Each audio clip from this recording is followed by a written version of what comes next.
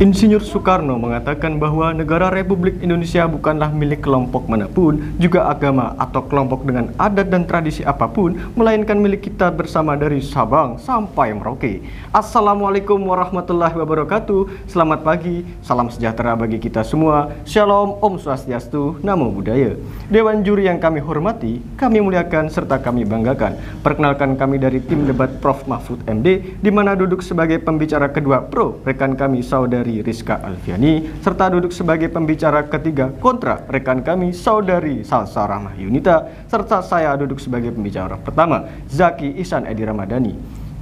Masuk ke dalam mosi perdebatan kita kali ini mengenai perampasan hak politik bagi para ex-HTI dan PKI lewat rancangan Undang-Undang Pemilu. Perlu kita ketahui bersama bahwa hak politik adalah hak yang diberikan oleh negara kepada setiap warga negara yang diatur di dalam pasal 43 Undang-Undang Nomor 39 Tahun 1999 yang mana mengatur tentang ketentuan hak asasi manusia. Yang disebutkan di dalamnya, hak politik ialah hak yang digunakan untuk memilih dan dipilih. Maka dari itu, terkait lahirnya pasal 182 ayat 2 huruf II dan JJ yang mengatur tentang perampasan hak politik bagi para ex-HTI dan PKI lewat rancangan Undang-Undang Pemilu tentunya menimbulkan polemik di berbagai lapisan lini masyarakat. Maka dari itu, perlulah adanya kajian akademisi yang lebih mendalam di dalam hal ini, baik dari aspek kemanfaatan maupun dari dampak negatif yang ditimbulkan. Apakah rancangan Undang-Undang Pemilu ini perlu untuk diterapkan atau tidak? Kemudian kita lihat dari kondisi di lapangan yang ada. Dalam faktanya dapat kita jumpai bersama bahwa dengan adanya rancangan Undang-Undang Pemilu ini, banyak tokoh yang beranggapan dapat dikatakan sebagai hal yang inkonstitusional. Namun kemudian di sisi lain dapat kita pahami bahwa banyak kalangan lain yang beranggapan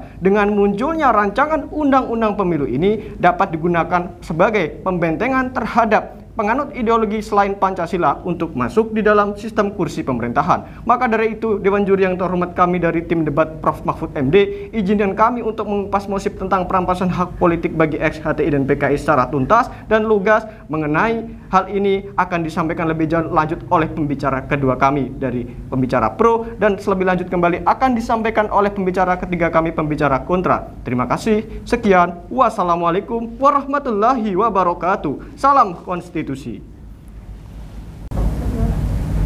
Hukum memberi tidak lebih dari yang dibutuhkan. Demi keselamatan dan kepentingan bangsa ini, perampasan hak politik bagi ex-HTI dan PKI perlu diterapkan.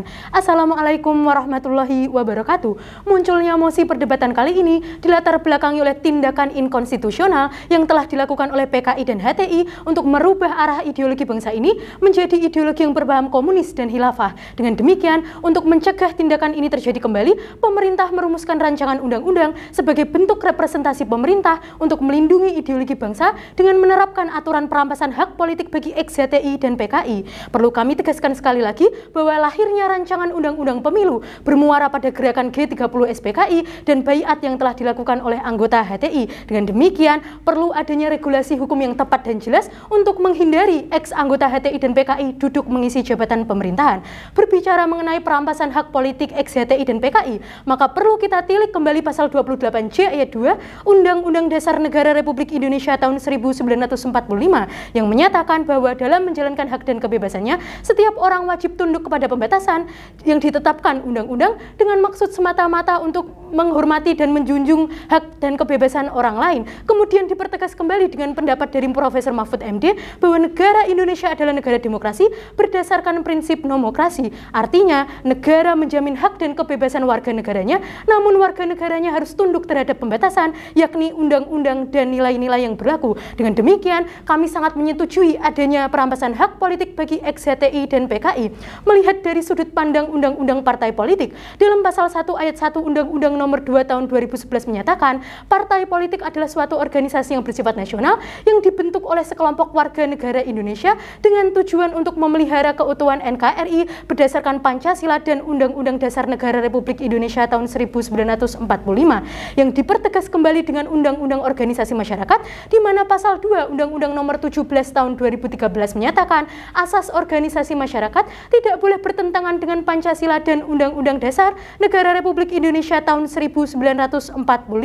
Dalam hal ini, pemaknaan menjaga keutuhan NKRI berdasarkan Pancasila dan Undang-Undang Dasar sangat relevan ketika kita menerapkan perampasan hak politik bagi ex-HTI dan PKI. Seperti yang telah kita ketahui bersama, bahwa HTI sebagai organisasi masyarakat telah berorientasi untuk mendirikan negara di dalam negara berbasis negara khilafah yang dibuktikan pada Muktamar HTI yang dilakukan di Senayan, Gelora Bung Karno pada tanggal 2 Juni tahun 2013. Data dan fakta menunjukkan bahwa HTI telah ditolak di berbagai negara dalam organisasi masyarakatnya seperti Mesir, Yordania, dan Malaysia. Dengan demikian, HTI tidak sesuai dengan konsep organisasi masyarakat yang diakomodir dalam Undang-Undang Nomor 17 Tahun 2013. Berdasarkan argumentasi yang telah saya sampaikan, maka sangat relevan ketika kita menerapkan perampasan hak politik bagi ex-HTI dan PKI melalui rancangan Undang-Undang Pemilu, mengingat teori dari Hans Kelsen bahwasanya filosofis gunum atau falsafah merupakan suatu dasar hukum yang fundamental bagi suatu negara.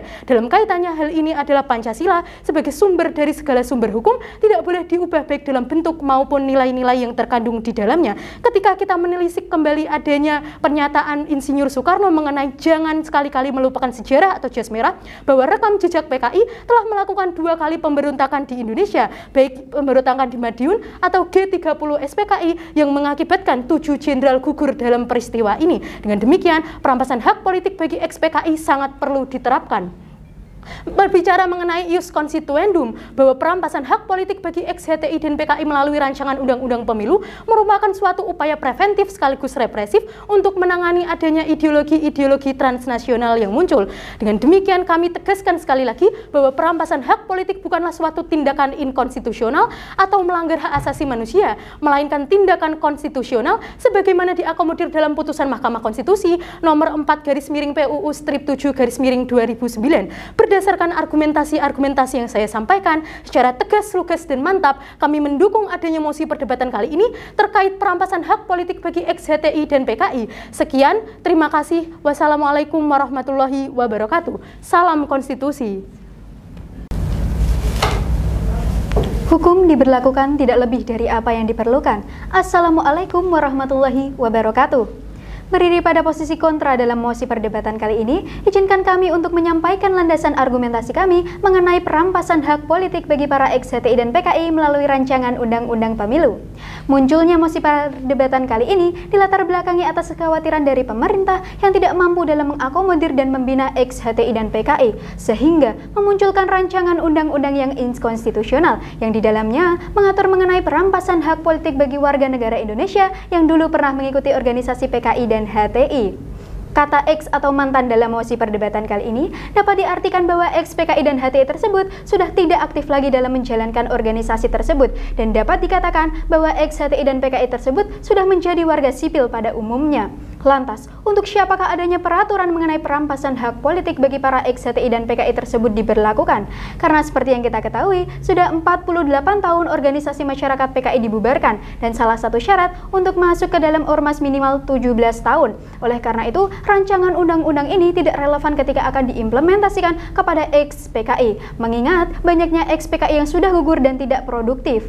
Begitupun dengan HTI atau Hizbut Tahrir Indonesia, bahwa HTI tidak pernah melakukan pemberontakan yang merongrong keutuhan negara kesatuan Indonesia sejak HTI dibubarkan. Oleh karena itu, perampasan hak politik bagi para ex HTI dan PKI tidak perlu diterapkan, mengingat bahwasannya ex PKI dan HTI akan tunduk kepada Pancasila sebagai landasan filsafah bangsa. Mengingat perkataan Prof. Sacipto Raharjo bahwa hukum untuk manusia, bukan manusia untuk hukum. Mari menilik pada Pancasila sila kelima yang menyatakan keadilan sosial bagi seluruh rakyat Indonesia. Adanya perampasan hak politik bagi para ex HTI dan PKI tidak sejalan dengan nilai-nilai Pancasila kita. Dalam konsideran Undang-Undang A Nomor 12 Tahun 2003 tentang pengesahan Covenant on Civil and Political Rights yang di dalamnya mengatur tentang hak asasi manusia, bahwasannya hak asasi manusia merupakan hak dasar yang secara kodrati melekat pada diri manusia, bersifat universal, langgeng, harus dihormati, dilindungi, tidak boleh dirampas maupun dihapuskan. Oleh karena itu, adanya perampasan hak politik bagi para ex HTI dan PKI bertentangan dengan norma hukum hak asasi manusia. Undang-Undang Dasar 1945 Pasal 27 Ayat 1 yang memuat tentang asas equality before the law, bahwa semua warga negara sama kedudukannya di hadapan hukum dan pemerintahan wajib menjunjung itu tanpa pengecualian apapun. Oleh karena itu, adanya mosi perdebatan kali ini sangat bertentangan dengan konstitusi kita. Selanjutnya, yang dikatakan oleh Hamdan Zulfa, pakar hukum tata negara, mengatakan tidak setuju adanya mosi perdebatan kali ini karena seharusnya HTI dan PKI tetap mendapatkan hak politiknya. Begitupun yang tertuang dalam Undang-Undang Pasal 28C ayat 2, 28D ayat 1, 28D ayat 3, dan 28I ayat 1 yang bertentangan dengan perampasan hak politik bagi ex-PKI dan HTI. Yang menjadi problematika dalam mosi perdebatan kali ini ialah mekanisme bagaimana perampasan hak politik bagi para ex-HTI akan diterapkan, karena pada dasarnya perampasan hak politik bagi para ex-HTI dan PKI harus dilaksanakan melalui pengadilan, dan sampai sekarang belum ada peraturan atau pengaturan yang mengatur tentang hal tersebut. Mari mengingat pada putusan Mahkamah Konstitusi nomor 11/17 garis miring PUU-I tahun 2003 yang menyatakan bahwasannya ada Undang-Undang nomor 12 tahun 2003 tentang Undang-Undang Pemilu pasal 60 huruf G, yakni ex-PKI atau mantan organisasi terlarang lainnya dilarang untuk mengikutkan diri ke dalam DPR, DPD, dan DPRD, dan pasal tersebut dinyatakan oleh Mahkamah Konstitusi bertentangan dengan Undang-Undang Dasar Negara kita dan tidak mempunyai kekuatan hukum yang mengikat. Oleh karena itu, mengapa kita memberlakukan substansi yang pasalnya hampir sama ke dalam rancangan undang-undang yang akan datang atau akan berlaku? Oleh karena itu, kami di sini dengan tegas menolak adanya perampasan hak politik bagi para ex-HTI dan PKI melalui rancangan Undang-Undang Pemilu yang terdapat dalam pada pasal 182 ayat 2 huruf II dan JJ. Sekian dan terima kasih. Wassalamualaikum warahmatullahi wabarakatuh. Salam konstitusi. Prof. Sacipto dengan gagasannya tentang hukum progresif, hukum mengabdi kepada manusia atau hukum untuk manusia, di mana hukum dibuat berlandaskan etika dan moral kemanusiaan yang baik. Dewan juri yang kami hormati, kami muliakan, serta kami banggakan atas kolaborasi argumentasi yang kami sampaikan, maka kami dapat mengambil kesimpulan dan solusi bahwa dalam mosi perdebatan kali ini, hak politik adalah dapat dinyatakan sebagai hak yang konstitusional dan dapat dinyatakan hak yang dapat dibatasi. Sehingga dengan adanya rancangan undang-undang pemilu kali ini, maka dikatakan sebagai regulasi hukum yang tepat. Kemudian daripada itu, dengan adanya rancangan undang-undang pemilu kali ini, maka dapat dikatakan adalah ada hak-hak yang dibatasi pada warga negara, karena dengan adanya rancangan undang-undang pemilu ini adalah mengacu kepada pasal 28C Undang-Undang Negara Republik Indonesia tahun 1945 yang dapat dinyatakan hal ini rancangan undang-undang pemilu adalah hal yang inkonstitusional. Kemudian daripada itu dapat kita pacu kepada muara argumen kali ini, yaitu dapat kita tarik kesimpulan bahwa dengan adanya rancangan undang-undang pemilu, hal ini adalah sama halnya dengan mengatur di dalam pasal Undang-Undang nomor 12 tahun 2003 yang menyatakan bahwa di dalam hal ini rancangan undang-undang pemilu sama halnya dengan substansi pada pasal 60G Undang-Undang nomor 12 tahun 2003 yang dinyatakan artinya di dalam hal ini mengulangi kesalahan yang sama. Kemudian daripada itu, dengan adanya rancangan undang-undang pemilu ini dapat dikatakan apabila disahkannya rancangan undang-undang pemilu ini adalah hal yang masih rancu, karena melihat ketentuannya bahwa belum ada aturan yang mengatur secara jelas mengenai ketentuan dari implementasi dan mekanismenya. Sekian dari kami, terima kasih. Wassalamualaikum warahmatullahi wabarakatuh.